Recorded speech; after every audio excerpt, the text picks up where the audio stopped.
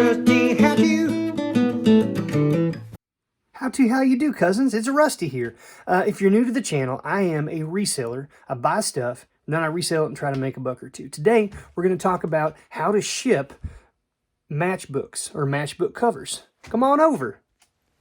All right, cousins, I wanted to start off today by showing you the ones that I just sold that I'm about to package up. I'll show you how to package them in just a moment, but I wanted to show you what we got to look at today. I bought recently a very large lot of matchbooks, about 40,000 or more, and I'm just about a week and a half away from that purchase. And what you're looking at here is going to be the first wave of items that I have sold.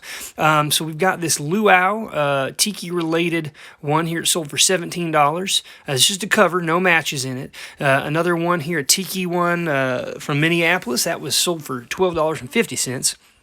$5 here in this Tahitian restaurant, and then this beachcomber one here from Baltimore, Maryland. About $40 between those four.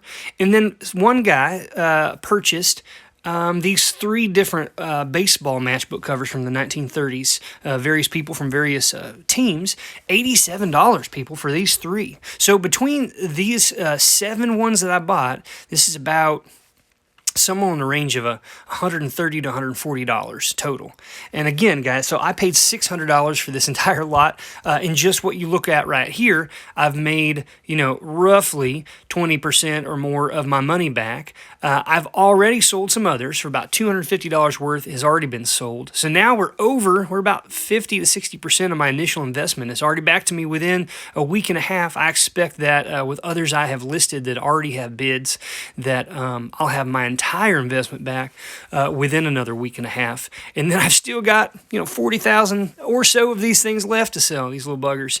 I've been super happy with the response. It seems like I put these up, and then within just a day, I've already got watchers on almost all the items, and I've had a high success rate on selling these. So super excited, but let's take a look now at exactly what I do to ship these. All right, guys, you can see these that I have here. I put them in these little baggies. I buy these baggies by the hundreds or thousands sometimes, and they end up being, like a cent a piece or 2 cents a piece. So they're very, very cheap.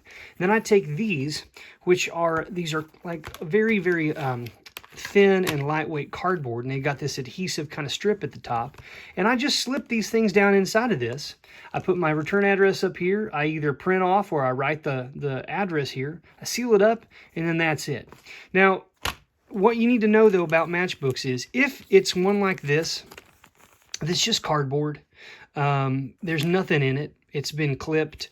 Something like this, I don't have to say anything about it. I just stick it in here, and I mail it off. If I wanted to, I could just put 2 or 3 stamps on that, and that'd be sufficient. But I go ahead and pay it's somewhere between $3.50 and $4.50 to send this off because of the size.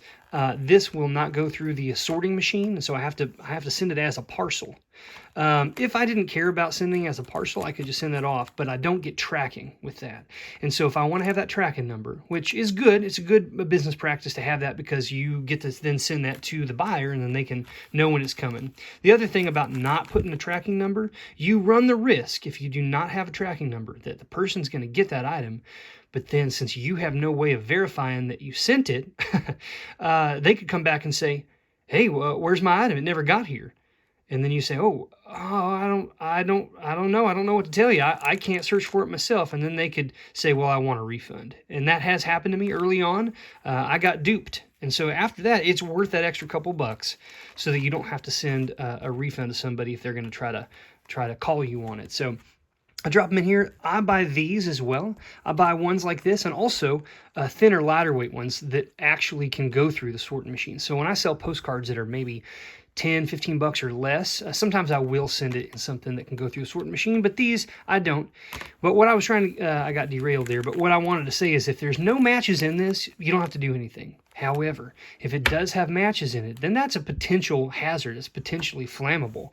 And so you need to notify the post office or wherever it is that you're shipping it that these are potentially flammable, and they need to be shipped ground shipping only. They can't be put up in the air on an airplane. All right, so you need to let them know that. That will affect the price a little bit. So do your research before you ship these. But as far as the process or the difficulty, super easy. I mean, you just get these. I also buy these in large lots of maybe 500 or 1,000 at a time. It's about 30 cents. So I'm about, between this and the baggies, I'm like 32 cents in. And then I do the shipping. It really is not that bad, guys, especially since the cost of these, because I bought so many of these particular matchbooks, I'm like fractions of cents into each of these. And each one of these sold for $10, $5 on the lowest end is the cheapest I've sold these for so far. So I highly recommend if you come across matchbooks, particularly ones of certain cities like New York City or Chicago or Los Angeles and San Francisco, and ones that are of cocktail lounges, what they call girlies, which are like pinup girls, tiki bars, luau, like these types of restaurants that have this, island kind of theme. This is real popular around wartime. After the men and women came back from the war, they had spent time out at some of these types of establishments, and when they came back, there was this big wave of interest, and so all these types of establishments started popping up in the late 40s, 50s, and 60s. So anyhow, guys, hopefully this helps you out. This can apply to also postcards, same kind of process, postcards, anything that's small and thin, lightweight, small pictures, photographs, photo booth photos, stuff like that. Guys, if that video was helpful to you in any way, please consider subscribing to the channel, like this video.